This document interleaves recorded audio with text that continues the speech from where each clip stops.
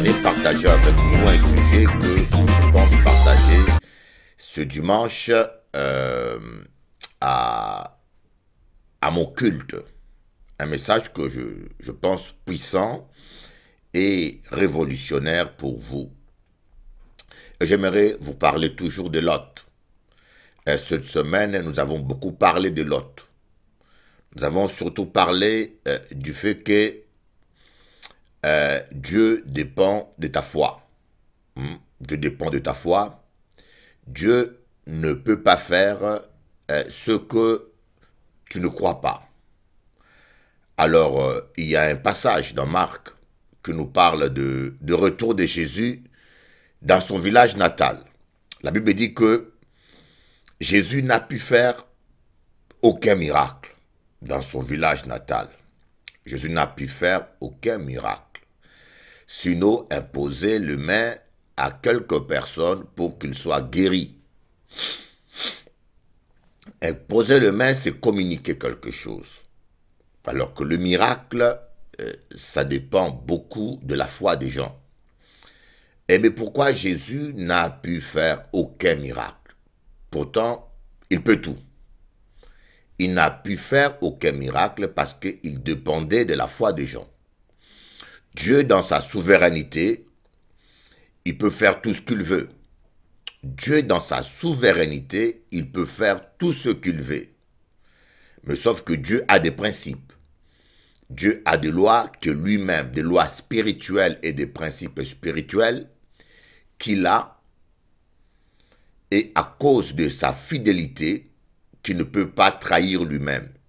Vous voyez, c'est comme aujourd'hui, il y a certains policiers qui ne respectent pas eux-mêmes la loi. Vous voyez, lorsque on est agent de la justice, on est censé soi-même respecter la loi. Vous voyez, mais Dieu, lui, il est de nature juste. Donc, il ne peut pas se contredire ou contredire sa loi par amour pour toi. Voilà pourquoi des fois, Dieu voit quelqu'un prendre un chemin qui mène à la mort, prendre un chemin qui mène à sa destruction. Dieu voit quelqu'un faire un mauvais choix, mais il ne peut rien faire. La Bible dit qu'il ne peut rien faire, malheureusement. Pourquoi? Non pas qu'il n'a pas la capacité d'intervenir, mais il ne veut pas se contredire. Il ne peut pas se renier lui-même. Voilà un peu l'explication de cette phrase qui paraît un peu grotesque. Quand on dit « Dieu dépend de ta foi », a priori, à l'écouter, ça paraît choquant, mais lorsque nous rentrons en détail et que l'on vous explique cela, je pense que vous arrivez à comprendre. Et il y a un passage qui illustre cette réalité dans la Bible, c'est l'histoire de Lot. Lorsque Dieu, l'ange de Dieu va dire à Lot, Lot grimpe à la montagne. Mais Lot, lui, il a préféré la petite plaine qui est à côté. Et cela fait allusion surtout aussi, cela correspond souvent aussi à nos choix, où nous privilégions la facilité. Vous voyez, j'ai un frère. Ce frère, il a besoin de délivrance. Vous voyez, et sa situation exige beaucoup de prières. Et c'est seulement des gens expérimentés dans la délivrance, comme moi, ou d'autres frères qui travaillent avec moi qui peuvent le faire. Mais le frère va aller dans un groupe de prière charismatique. Bien sûr, moi j'ai grandi dans les groupes de prière charismatiques. Je ne suis pas contre. Le frère va aller dans un groupe de prière charismatique et c'est là qu'il va aller. Et je lui demande pourquoi tu vas là-bas. Tu as besoin d'une délivrance. Sérieux, ton cas est très sérieux. Il va me dire, c'est à côté de chez moi. Vous voyez, les groupes de prière charismatiques, ils font un bon travail. Hein. Je tiens à dire, les groupes de prière charismatiques chez les catholiques font un travail merveilleux. Parce que moi, j'ai grandi dedans. Et je le reconnais. Mais il y a un certain moment où la délivrance demande une disponibilité et une expérience, même certains pasteurs évangéliques n'ont pas ni l'expérience ni le moyen. Ce n'est pas tous les gens qui ont le cœur, l'expérience ou même qui sont organisés pour s'occuper de certains cas. Mais ce frère, il privilégie la facilité. Il préfère aller dans un groupe qui est à 2 minutes de chez lui à pied que de prendre un métro et de faire 1 heure de trajet pour aller dans une église de délivrance qui comme je dis toujours aux gens, ce qui a de la valeur coûte cher. Pour avoir de l'or, il faut creuser. Il faut creuser, il faut le chercher. La rareté fait la valeur, voyez. Si on pouvait trouver de l'or facilement partout, elle n'aurait plus la valeur, il n'aura plus la valeur qu'elle a. La rareté d'un produit fait sa valeur. Voyez, ce qui a de la valeur exige toujours un prix. Mais malheureusement, nous avons trop de chrétiens qui cherchent la facilité. Voyez, qui ne veulent pas payer un prix. Pour certaines délivrances, il faut gêner. Voyez, il faut gêner, il faut prier, il faut payer un prix et des fois un prix cher. Vous voulez vous rapprocher de Dieu, il faut payer un prix. Il faut grimper la montagne. Voyez, des fois nous préférons marcher sur un chemin plat. Ça demande moins d'efforts. Mais grimper une montagne, croyez-moi, ça demande de l'énergie. Mais je vous dirais, regardez, l'autre n'arrivait pas à grimper la montagne. Imaginez-vous Moïse à 80 ans à grimper le mont Horeb. Moïse est allé au mont Sinaï pour recevoir les lois de Dieu, les 2 tables de la loi. Mais dites-vous que Moïse, il n'est pas monté en vélo, ni en voiture, ni en cheval, mais il est allé à pied et Moïse avait grimpé la montagne. Je ne sais pas si vous avez l'idée d'un vieillard de plus de 80 ans qui est en train de grimper une montagne. Je ne sais pas si vous avez l'idée. Qu'est-ce que cela demande comme sacrifice et comme énergie? Vous savez, le problème des fois, nous lisons la Bible un peu trop vite. Nous lisons la Bible un peu trop vite. Imaginez-vous Moïse qui grimpe la montagne. Il y a un prix à payer des fois, voyez. Et il grimpe la montagne. C'est dur. Moi, je suis déjà allé à la Soufrière, le sommet d'une petite montagne, très petite montagne qui est en Guadeloupe. Mais je suis allé en voiture. Même en voiture, tu vois les pentes et la route était bien tracée. Il y avait le macadam. Mais tu sens que même la voiture se fatigue. Et quand j'imagine que Moïse est monté toute seule, un vieillard de 80 ans, à pied, c'est simplement parce qu'il avait soif. Et la soif nous donne, lorsque nous désirons réellement quelque chose, lorsque nous aimons réellement quelque chose, on est prêt d'affronter les obstacles pour y arriver. On affronte les obstacles et on s'y bat pour y arriver. Le vrai problème que nous avons, c'est que parfois, nous n'avons pas réellement soif.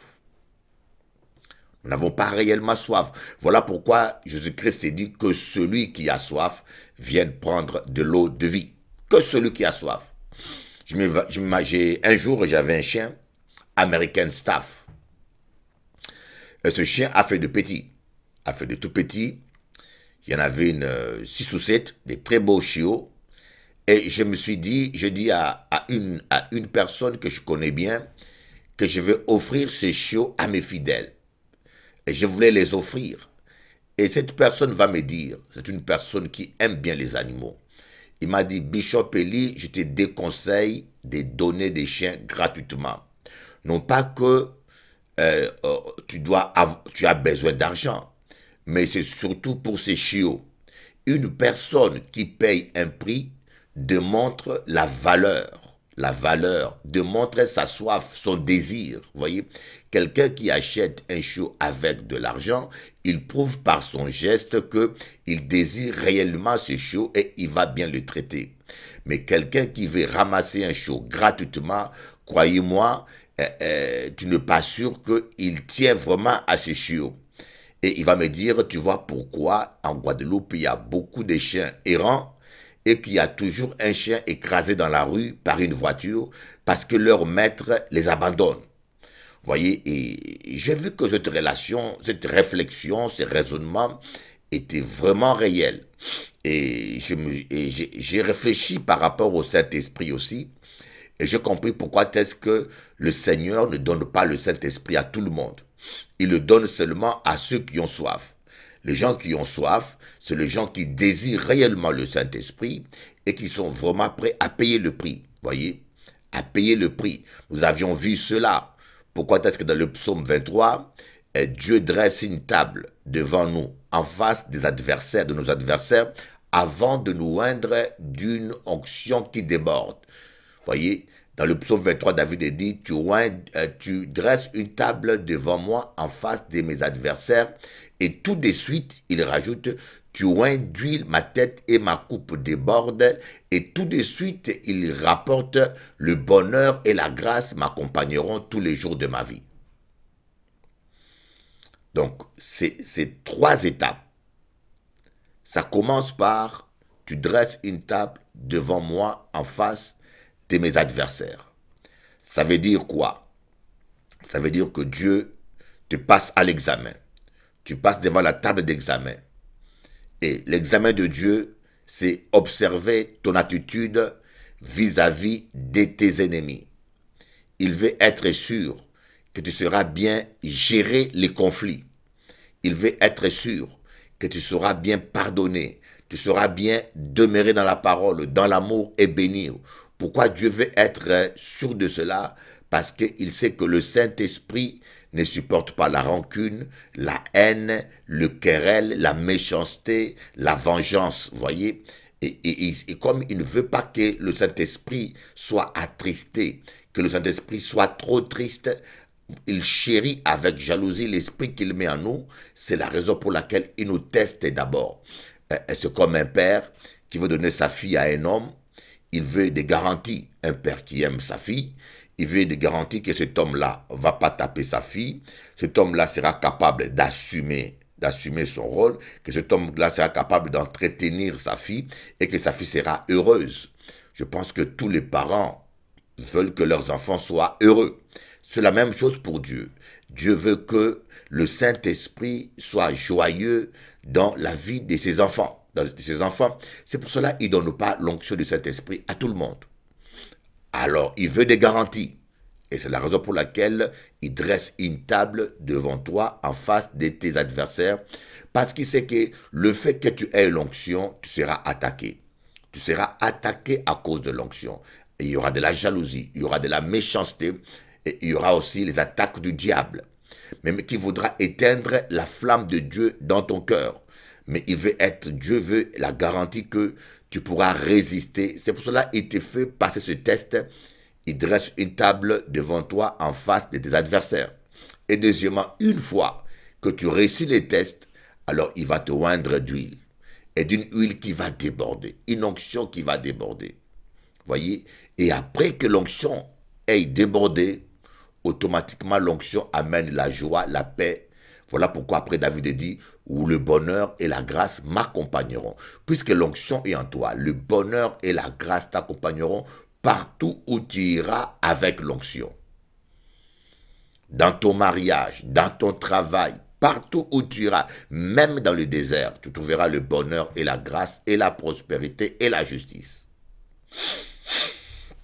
Bon, maintenant, nous allons pas. Je vais continuer cet enseignement. Je vais parler de l'autre aspect. Voilà, ne cherchez pas la facilité. Soyez des hommes de jeûne et de prière. Des hommes et des femmes consacrés à Dieu. Et j'aimerais maintenant parler de mauvais choix de Lot. Lot a choisi la facilité. Et il a choisi le confort. Il a pris un chemin, une ligne droite sur la plaine. Et vous savez, quand vous êtes à la plaine, il suffit de tourner le dos pour voir la ville qui est derrière votre dos. Alors que quand vous grimpez une montagne, la montagne a plusieurs facettes. Vous voyez? Ça, c'est mon opinion à moi. Si Lot avait pris le chemin de la montagne et que sa femme tourne le dos, peut-être que sa femme aurait été à l'autre versant de la montagne. Voyez, en tournant le dos, il n'aurait pas vu Sodome et Gomorrhe, mais il aurait vu sûrement autre paysage. Voyez, La montagne, il a plusieurs versants. Il y a des versants où quand tu tournes les dos, tu vois l'est, tu tournes les dos d'autres versants, tu vois l'ouest, tu tournes le dos dans l'autre versant, tu vois le sud. Vous voyez, d'autres versants, quand tu tournes le dos, tu vois le pôle nord. C'est normal, la montagne a les quatre pôles. Bon, supposons que la ville de Sodome et Gomorrhe était dans le nord. Et si la femme de Lot était du côté du versant sud, quand il aurait tourné le dos pour regarder derrière, il n'aurait pas vu le nord, il aurait vu le versant sud, donc sûrement elle n'aurait pas vu réellement Sodome et Gomorrhe. C'est une possibilité. Vous voyez, quand Dieu vous donne une direction, il sait pourquoi. Dieu, quand il vous choisit quelque chose, il sait pourquoi. Vous voyez, Dieu ne se trompe jamais. Mais l'autre, quand il a choisi son chemin, il n'a pas tenu compte de ce paramètre. Et les conséquences étaient là, et néfastes. La femme de Lot a tourné le dos, elle a regardé Sodome et Gomorrhe, elle est devenue une statuette de sel. Elle est morte. Et imaginez-vous la souffrance et la douleur de Lot. Et vous savez, j'aimerais vous dire, la souffrance, la douleur, les malheurs, nous en sommes parfois l'auteur. Croyez-moi, je sais de quoi je vous parle. J'aimerais vraiment que vous me regardez en face et que vous puissiez comprendre que la douleur, la souffrance, souvent nous en sommes l'auteur. Comme a dit quelqu'un que je connais, la vie, c'est question de choix. Faites le bon choix, vous allez vivre la bonne vie. Faites le mauvais choix, vous allez vivre une mauvaise vie. Jésus-Christ, lui, à la croix, il a tout accompli. Jésus à la croix, croyez-moi, il a tout accompli afin que vous soyez heureux, afin que vous puissiez goûter au bonheur, afin que vous puissiez expérimenter la paix. Jésus à la croix, il a tout accompli. Et j'ai souvent entendu cette question que les gens me posent souvent. Les gens me disent, si Dieu est bon, pourquoi il y a tant de guerres? Si Dieu est bon, pourquoi il y a tant de ceci, cela? Pourquoi il y a tant de misère? Pourquoi il y a tant de souffrance? Si Dieu est bon, s'il y a un Dieu, pourquoi il y a tant de choses? Il y a le malheur. C'est parce que l'homme a fait le mauvais choix. Imaginez-vous, la vie sur terre, c'est comme quelqu'un qui va au restaurant, on lui présente deux plats. Et le restaurateur te dit, attention, il y a quelqu'un qui veut t'empoisonner. Ce plat-là, où il y a la grosse viande, qui est très bien gras, qui est très bien gros, ce plat-là, il est empoisonné. Ne le mange pas, je te conseille. Vous voyez? Mais il mange. La faute sera à qui? C'est à toi. Et je connais une histoire d'assassinat au Congo, dans mon pays d'origine, qui s'appelait, dans ces temps-là, le Zaïre. Le cardinal catholique Mosengo, le feu Mobutu, voulait l'assassiner. Parce que c'était un cardinal courageux, comme jusqu'à aujourd'hui, comme il le fait aujourd'hui, qui tenait tête au régime de Mobutu. Lorsque ce dictateur a décidé de pratiquer une politique de retour à l'authenticité, c'est-à-dire qu'il a demandé que tous les chrétiens congolais qui ont des noms catholiques puissent l'abandonner obligatoirement et prendre des noms authentiques. Et ce qui fait qu'aujourd'hui, les Congolais de cette génération ont des prénoms de baptême verbal, oral, mais dans leur papier, il y a d'autres noms qui sont inscrits, d'autres prénoms qui sont inscrits. Parce que les chrétiens ont gardé leur prénom de baptême verbalement, oralement, mais sur les papiers, ils avaient des prénoms authentiques. Alors, ce cardinal a tenu tête. Alors, comme il gênait, le président a décidé de l'assassiner, de l'empoisonner plutôt. Alors, il a été invité dans le palais présidentiel. Et pendant que le président organisait un repas, son plat était empoisonné. Et il y avait un notaire, un homme politique très considéré, qui était aussi invité à ce repas qui s'appelait Mandrandel. Voilà, Mandrandel. Cet homme-là, il mangeait près du cardinal. Et le cardinal, je ne sais pas si c'est Dieu qui lui a parlé ou s'il a été informé par les agents de la CIA ou quoi, il était au courant de la supercherie. Et au moment de manger les repas, le cardinal a pris son plat.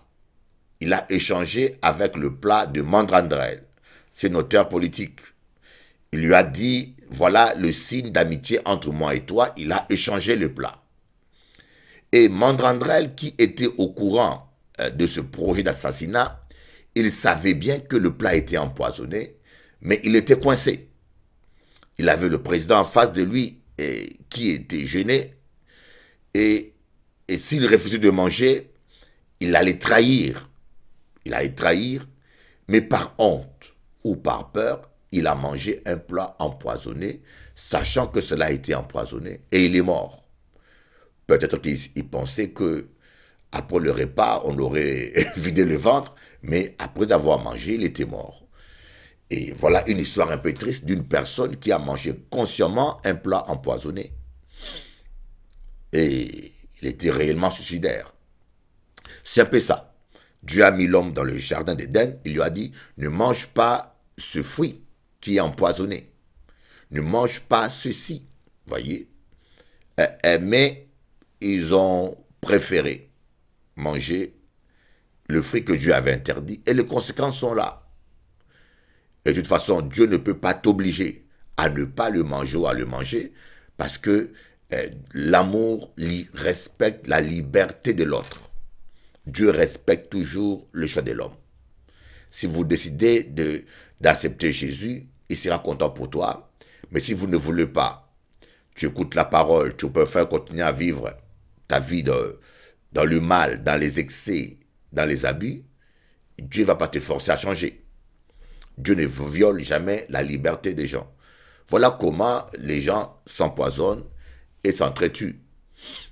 C'est comme la France. Moi, j'étais pour Fillon. Fillon a dit la vérité aux Français, qu'il fallait serrer la ceinture, qu'il fallait ceci. Mais vous voyez, aujourd'hui, on se rend compte que cet homme-là a été... on a voulu le tuer médiatiquement, c'était un complot. Aujourd'hui, les bouches commencent à se délier. Mais les journalistes, ce soit les hommes politiques, ils savaient ça dès le départ. Mais comme on dit, le peuple est stupide. Le peuple croit toutes les bêtises qu'on lui dit. Alors, quand mentir aux gens, ils vont te croire. Voyez. Mais cet homme-là qui avait dit la vérité aux Français, il n'a pas été voté. On lui a cherché un alibi sur, sur sa femme, alors que tous les députés en France, il n'y a aucune loi qui l'interdisait. Il n'y a aucune loi qui l'interdisait. Et même il y a plein de députés qui pratiquent la même chose. C'est-à-dire que c'est quelque chose qui n'était pas interdit par la loi. Voyez. Alors on a cherché un alibi. Ils l'ont fait exprès parce qu'ils savent que un tel débat pendant la campagne déclassait complètement ses concurrents. Ils l'ont fait exprès. Maintenant que la campagne est terminée, les langues commencent à se délier. Voyez, nous choisissons des gens. Vous choisissez les gens. Le peuple allemand a élu Hitler.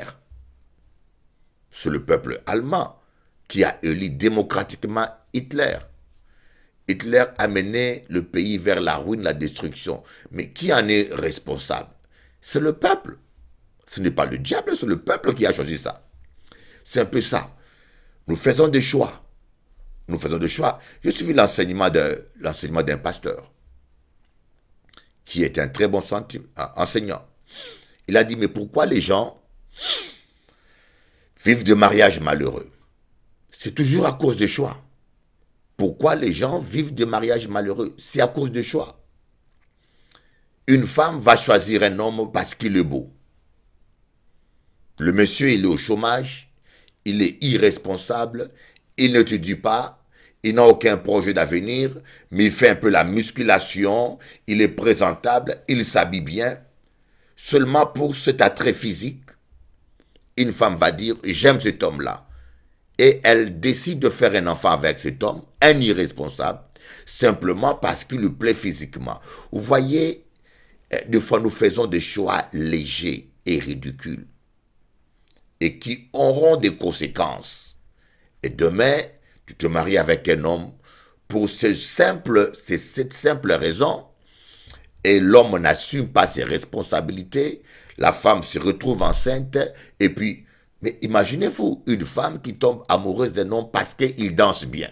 La fille va dans une boîte de nuit, il rencontre un homme qui danse bien, et ça lui plaît, elle ne réfléchit pas plus. Le même soir, la même semaine, elle va au lit avec le monsieur, et ils vivent ensemble, et voilà, pourquoi tu t'es engagé avec lui? Parce que on se vit dans la boîte de nuit, il dansait tellement bien que cela m'a plu. C'est malheureux, hein?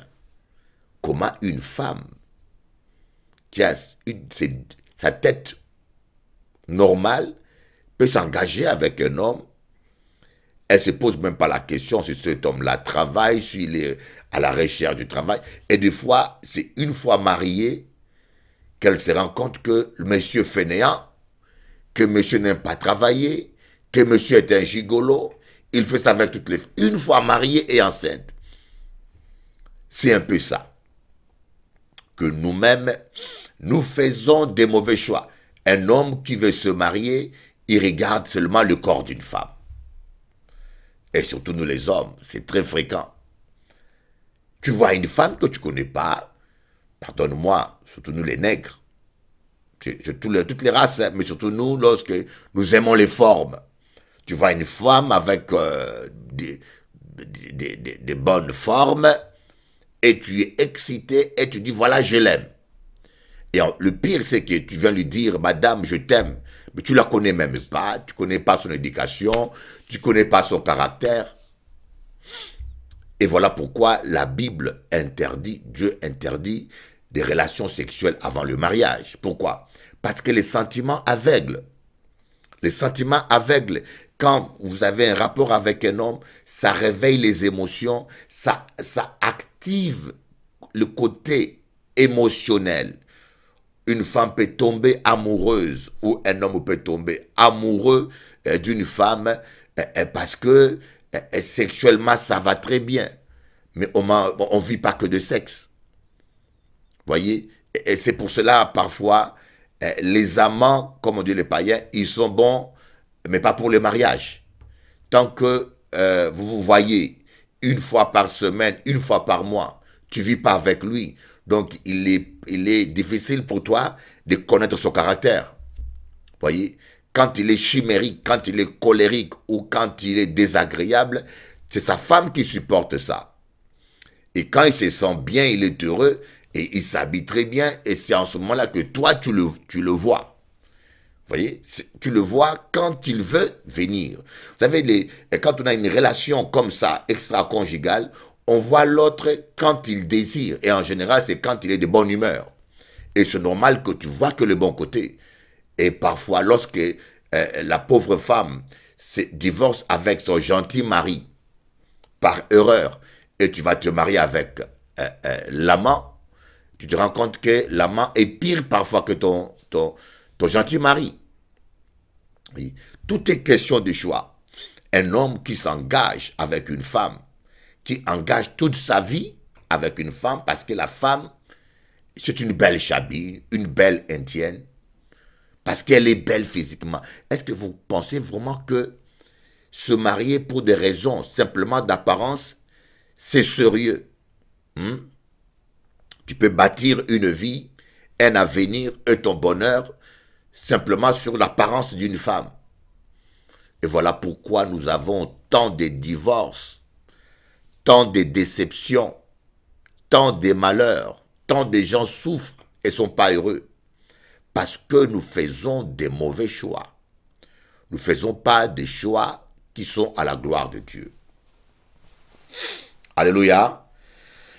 Et je voulais vous parler maintenant de de la problématique de Lot, de la femme de Lot.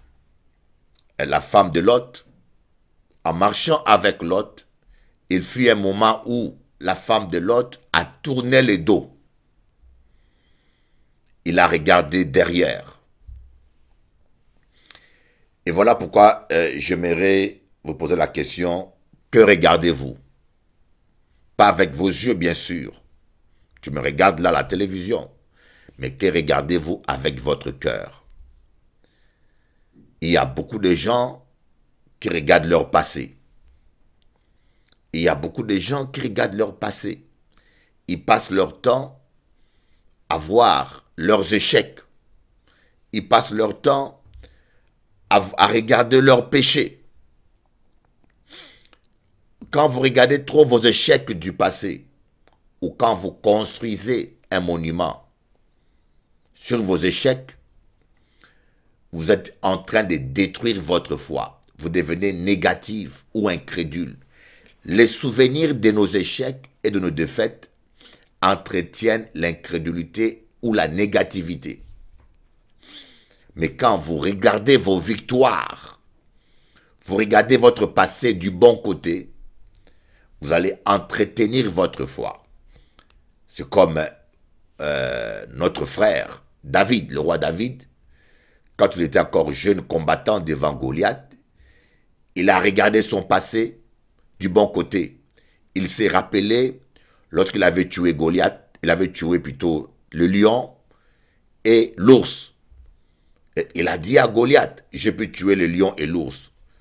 Donc toi, tu n'es pas plus fort que le lion et l'ours. Je pourrais te tuer aussi. Cela a soutenu sa foi. Cela lui a donné du courage. Mais malheureusement, la plupart des fois, quand nous regardons notre passé, nous regardons toujours les côtés négatifs des choses. Nous regardons toujours les côtés négatifs des choses. Voilà un peu, des fois, nous regardons mal dans le passé. La deuxième chose, nous regardons mal nos ennemis. Quand vous regardez vos ennemis, qu'est-ce que vous voyez?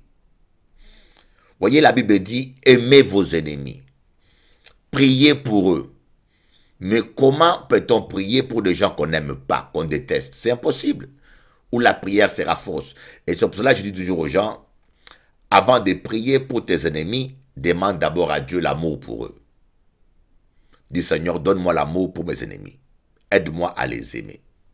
Mais le problème, c'est que on ne peut pas aimer les gens quand, lorsque on les regarde, on voit que le mal qu'ils nous ont fait. C'est comme ton mari. Tu es marié avec un homme que tu aimes.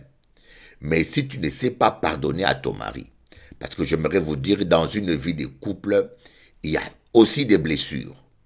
Dans une vie de couple, la femme peut blesser son mari comme le mari peut blesser sa femme. Mais si vous ne savez pas vous pardonner et oublier les blessures, vous allez finir par divorcer. Vous allez finir par vous détester. Mais il y a des gens qui ont cette spécialité. Quand ils voient l'autre, ils ne voient rien de bon. Ils se rappellent de rien de bon. Ils se rappellent que du mal. Voyez.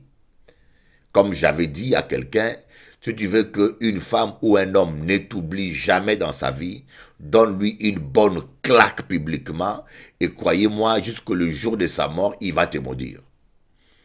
Mais quand tu fais du bien à quelqu'un, je peux vous dire, c'est très rare. Il y en a qui sont reconnaissants, hein, mais c'est très rare. On se rappelle difficilement de bons moments. On se rappelle difficilement de bonnes choses.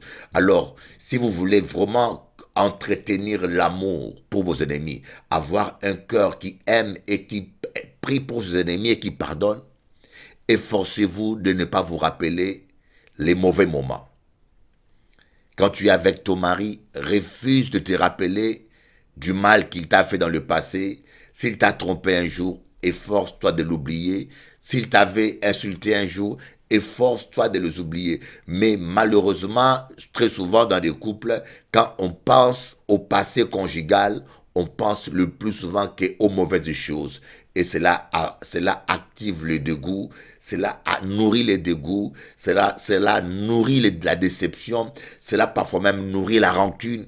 Et voilà comment certains couples, ils sont ensemble. L'amour qu'ils avaient est étouffé par l'amertume, la colère. Et finalement, ils finissent par ne plus rien ressentir et par divorcer. C'est une hygiène de vie. C'est comme une plante.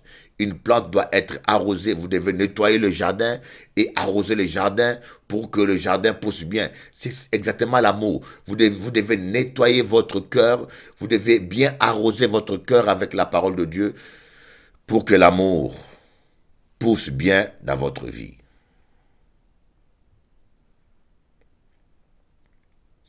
Dans quelle direction vous regardez?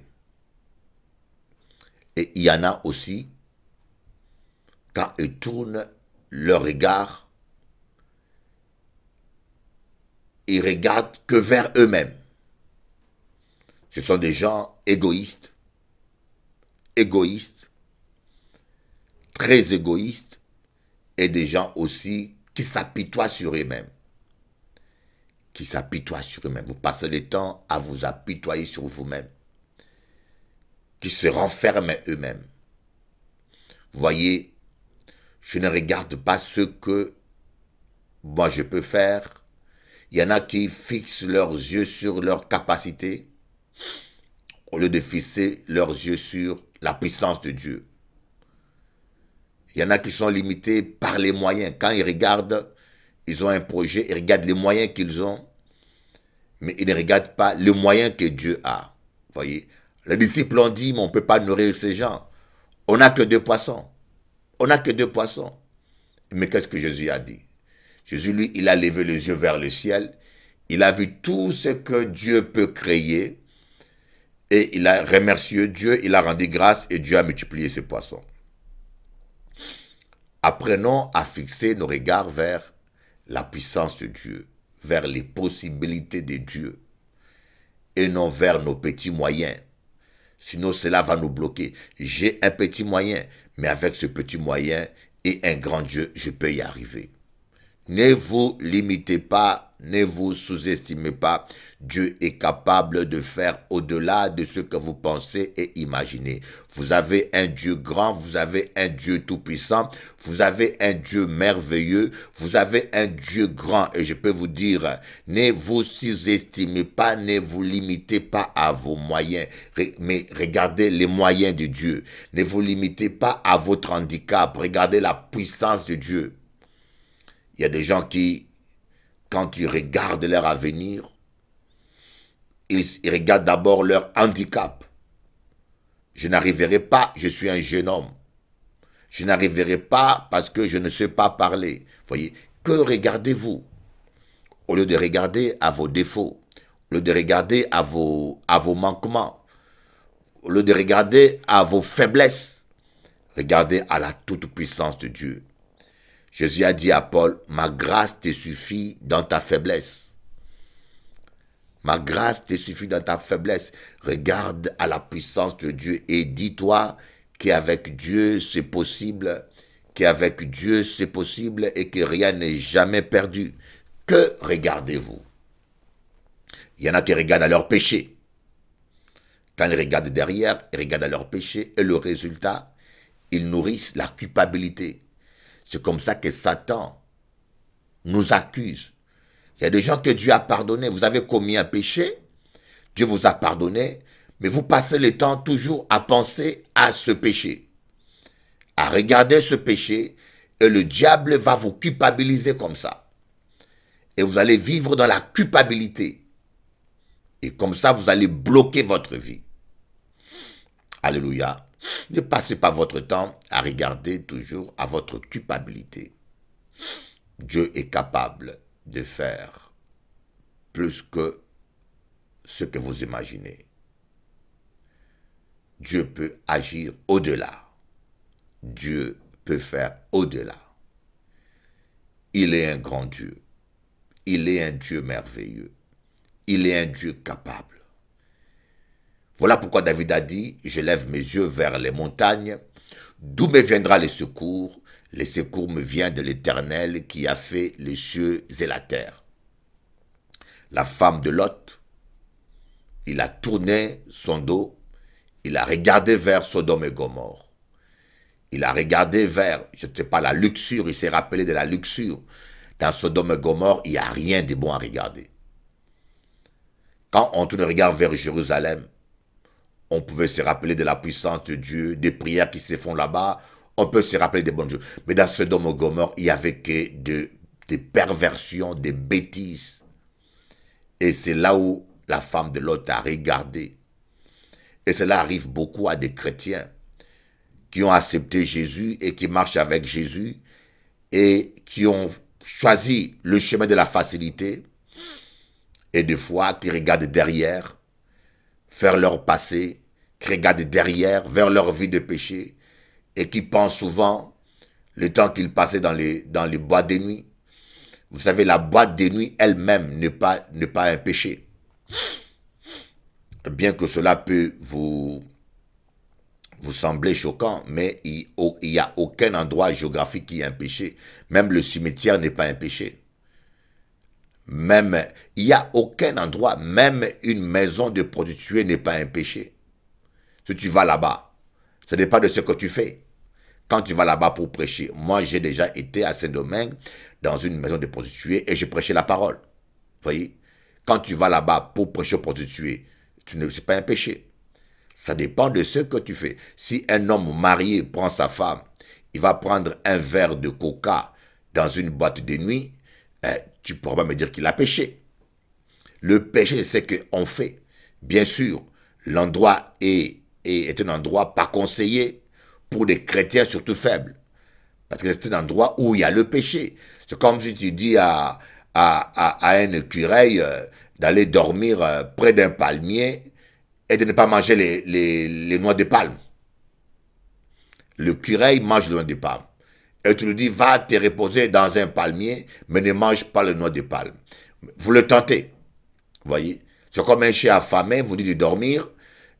Comme un lion affamé, vous dites de dormir dans une maison, mais avec un agneau à côté. Avec un cabri à côté, mais qui ne mange pas. Vous le tentez. Donc, des fois, nous avons toujours des faiblesses dans la chair, des envies dans la chair, des tendances de la chair qu'on n'a pas complètement crucifiées. Et le fait qu'on aille dans une boîte de nuit, on s'expose et on peut retourner dans le monde et on peut retourner faire des bêtises qu'on faisait avant. Parce que c'est vrai que c'est un milieu qui n'est pas conseillé. Vous voyez, c'est un milieu que je ne conseille pas aux chrétiens parce que les femmes sont à démunis, les femmes vont là-bas pour le péché, l'atmosphère et l'ambiance est propice au péché. Mais quant à dire qu'être dans une boîte de nuit, l'endroit même géographiquement est un péché, il n'y a pas un verset qui le dit. Vous voyez? Donc, je voulais vous faire comprendre que des fois, nous nous rappelons du mal. La femme de Lot a regardé le mal. Il a tourné son regard et le résultat était là. Elle a perdu sa vie. Elle a perdu sa paix. Elle a perdu sa joie. Elle est morte.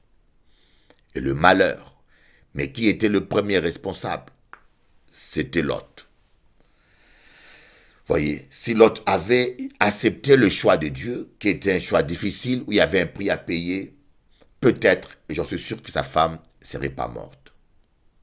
Vous voyez, la Bible dit que aucun malheur ne t'atteindra. Aucun malheur ne t'atteindra. Mais combien de malheurs nous atteignent, mes amis? Combien de fois nous vivons malheur sur malheur, souffrance sur souffrance, parce que nous ne faisons pas le choix de Dieu. Nous sommes enfants de Dieu, mais nous marchons par la chair. J'ai une personne, une sœur en Christ. Vous voyez, ça j'aimerais vous en parler, sans citer des noms. Je ne cite pas des noms.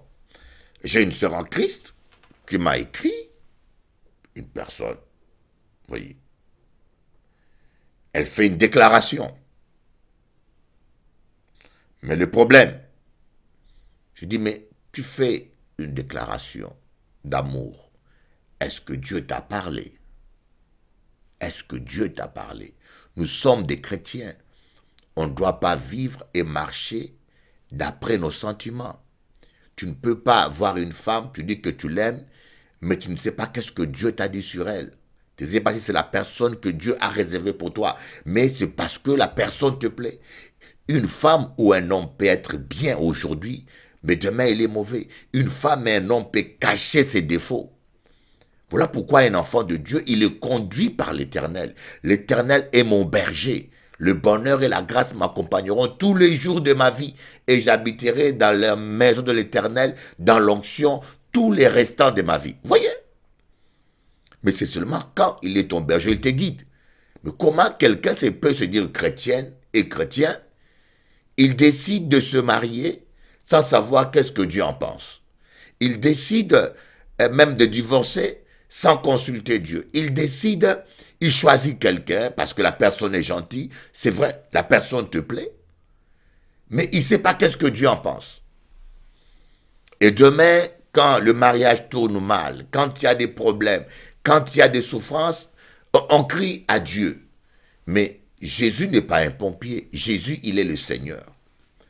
La plupart des fois, nous les chrétiens, nous voulons faire de Jésus un pompier. J'essaye de moins bouger parce qu'il y a une sœur qui m'a écrit et qui m'a dit qu'elle aime bien mon émission, mais sauf que quand je bouge tout le temps comme ça lui fait des vertiges. J'entends de tout. Hein.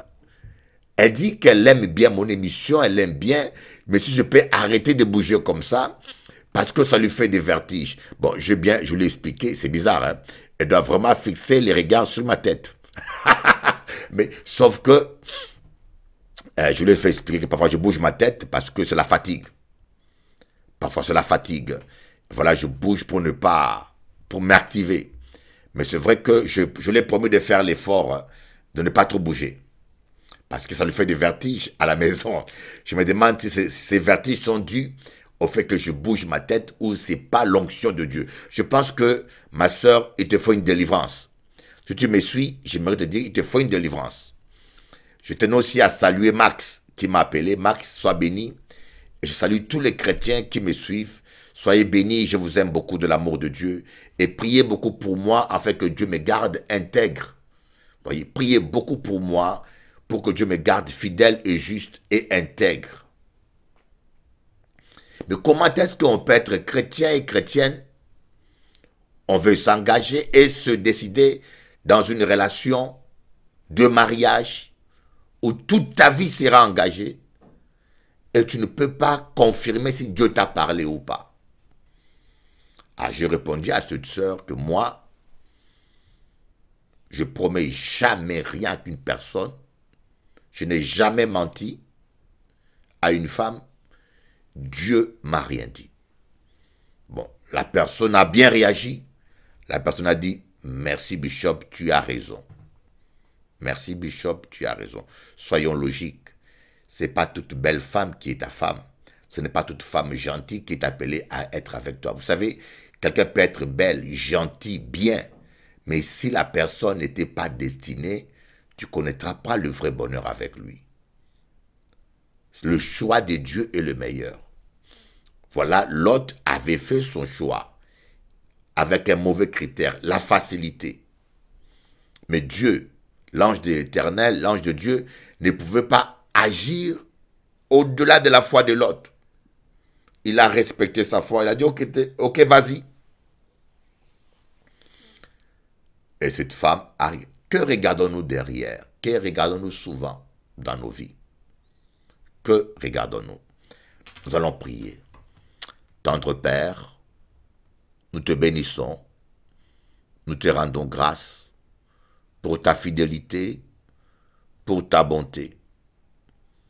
Pardonne-nous, Seigneur, chaque fois que nous avons regardé à nos petits moyens, chaque fois que nous avons regardé au mal que nos ennemis nous ont fait, chaque fois que nous avons regardé à nos échecs, chaque fois que nous avons regardé aux choses négatives, chaque fois que nous avons regardé au péché de Sodome et Gomorrhe. Pardonne-nous, Seigneur, aide-nous à fixer nos regards vers les montagnes, d'où nous viendra le secours. Aide-nous à fixer nos regards sur Jésus-Christ qui est l'auteur de la foi et celui qui l'amène à la perfection. Et aide-nous, Seigneur, à accepter le chemin de la montagne, le chemin de la prière, le chemin de jeûne, à porter notre croix et à te suivre, à payer le prix et à ne pas jeter notre croix pour prendre le chemin de la facilité qui nous plaît. Et car large et étroit, large est le chemin qui mène à la perdition, petit et étroit est le chemin qui mène à la vie et au bonheur. Au nom de Jésus-Christ, Amen.